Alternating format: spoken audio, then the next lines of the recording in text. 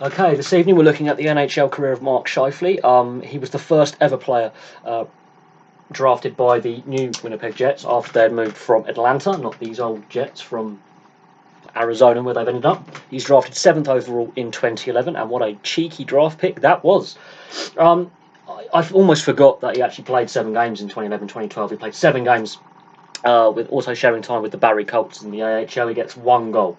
So he's given a limited amount of game time before he's sent back down to the minors to develop. In 2012-2013, he only plays 4 games. Again, he doesn't score any points. And this is when the team is actually quite bad. So he's been drip-fed in, given some experience, and spending a lot of time in the AHL. It's 2013 where he starts to get regular minutes. He plays 63 games in 2013-2014.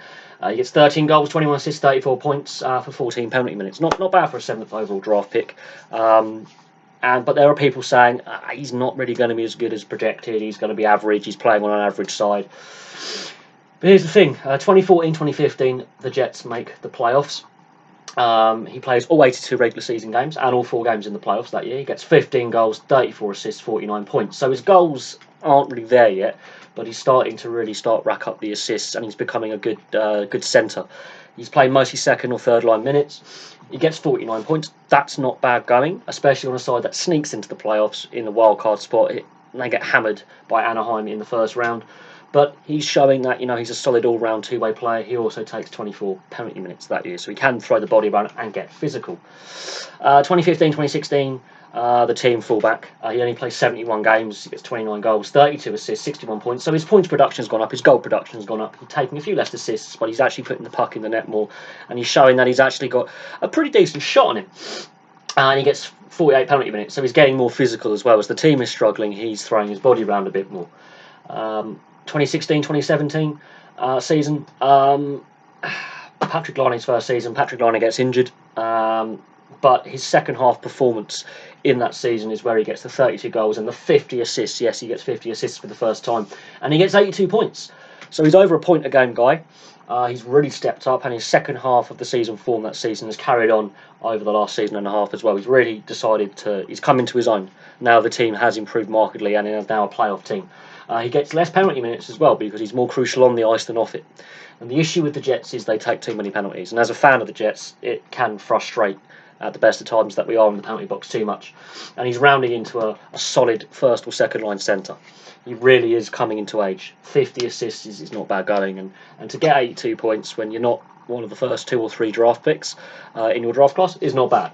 2017-2018.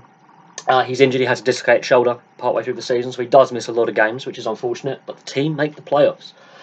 He gets 23 goals. His goal production has gone down because of the injury. He gets 37 assists, so he's still assisting his line mates and those around him, and he gets 60 points. So he's a point per game guy still, even with an injury, and he only takes 18 penalty minutes, but he's crucial in the playoffs. We'll look at his playoff numbers in a bit. This season so far, as the Jets have now gone into their mid-season break before the All-Star weekend, he's played 48 games so far. He's got 25 goals, 34 assists, and 59 points. So he's already on target to beat last year's totals. And I wouldn't be surprised if he beats the 2016-2017 titles. He's really rounded into his peak performance. I think he's going to have an explosive year. I think he's on course for about 50 goals. He's on course for about 68 assists. He may get over 100 points this season.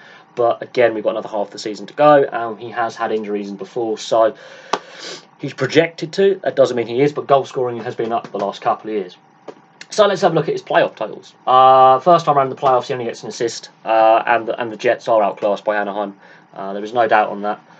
They were lucky to get in the playoffs due to a second half run, and especially after the trade deadline, hence where a lot of his points came in 2014-2015. They went on a run, they get in, they get blown out. But it's an experience, and it's good that the Jets finally get some playoff hockey since they've been there since 2011.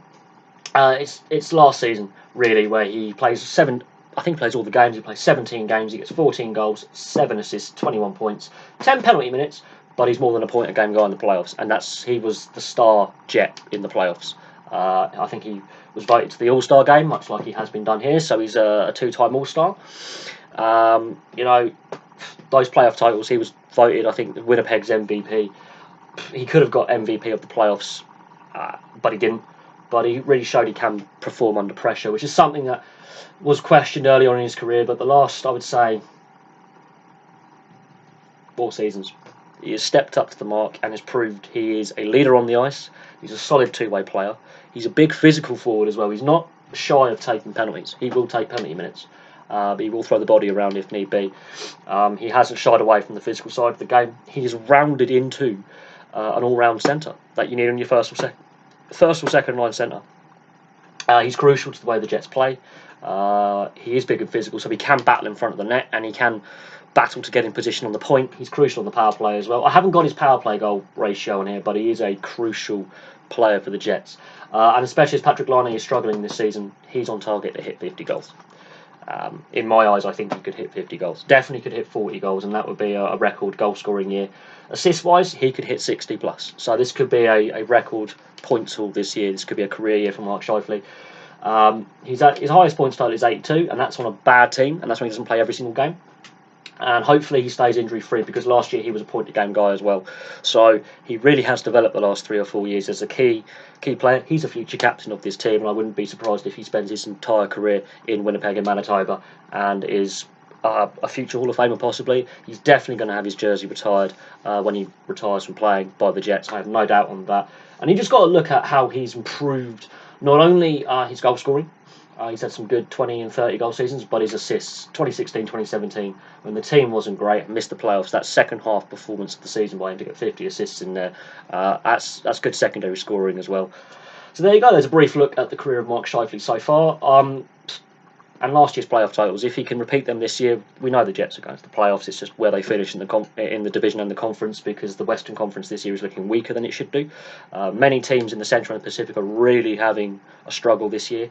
It just depends if they are first overall seed in the Central or second. It depends on Nashville. Nashville have had a wobble as well, but he's putting up some good numbers and projecting he's already past goal scoring for last year in less games, and his assists are just behind last year. He's going to smash last year's totals in less time, and he could definitely smash that 50 assist mark. I think he's projected to have a very, very good season. It takes some of the pressure off Blake Wheeler, and I think he's also taken some of the goal scoring pressure off Patrick Laine, who's having a bit of a stop-start season. He is rounding into an all-round top 6 forward, and yeah, he deserves to be in the All-Star game. So there we go. Thank you very much for watching. Please like and subscribe if you are a Jets fan. Do you disagree with what I'm saying?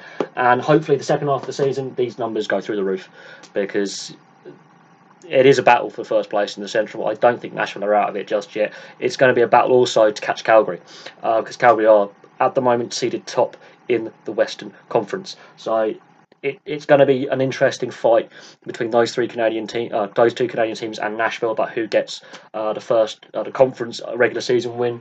And it's going to be interesting in the playoffs who plays who. But there we go. Thank you very much for watching. Please like and subscribe. Place your comments below, and I'll have some more videos for you soon.